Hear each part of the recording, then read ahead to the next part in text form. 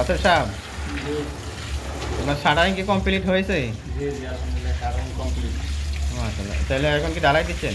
আমরা ঢালাই দেবো। ও, ঢালাই রেডি হয়েছে তো না? হ্যাঁ ঢালাই রেডি হয়ে গেছে, ঢালাই রেডি। আচ্ছা আচ্ছা, হয়ে গেল। তাহলে ঢালাই দেন, সুন্দর করে দেন। ইনশাআল্লাহ। আর যে পাকা পোকা থাকলে এগুলা একটু কাগজ দিয়ে ডিফার দিয়ে নিলে কি ওই ঢালাই মশলাটা নিচে পড়বে না আর কি। জি ওই জায়গায় একটু ফাঁকা আছে, এই জন্য এই যে কাগজ নিয়ে নিছি। হ্যাঁ হ্যাঁ, কাগজ দিয়ে আমরা ফাঁকাগুলো বন্ধ করে দেবো।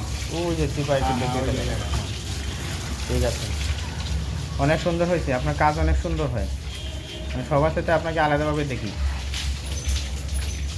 এখন আপনার মানুষটা যেমন সুন্দর, মনটা যেমন সুন্দর, কাজটা যেমন সুন্দর। জি জি মাঝে মধ্যে কিছু খাওয়ায়, শুধু কাজ সুন্দর হলে প্রশংসা করলে হবে না তো। খাওয়ানি মালিক আল্লাহ, দোয়া খাওয়া করেন সুন্দর আল্লাহ কাজ কাছে। করি নাকি?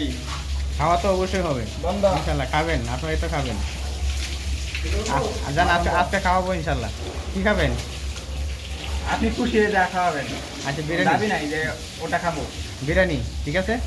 বিরিয়ানি হ্যাঁ। যদি দিদিকে রাখে আল্লাহ ইনশাআল্লাহ। ইনশাল্লাহ হ্যাঁ ইনশাল্লাহ, বিরিয়ানি হবে। হ্যাঁ বিরিয়ানি ইনশাল্লাহ।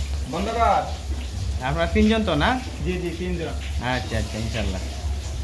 তাহলে কাজ শেষ করে আমাকে ফোন দিবেন, আমি চলে আসবো। ঠিক আছে ইনশাআল্লাহ।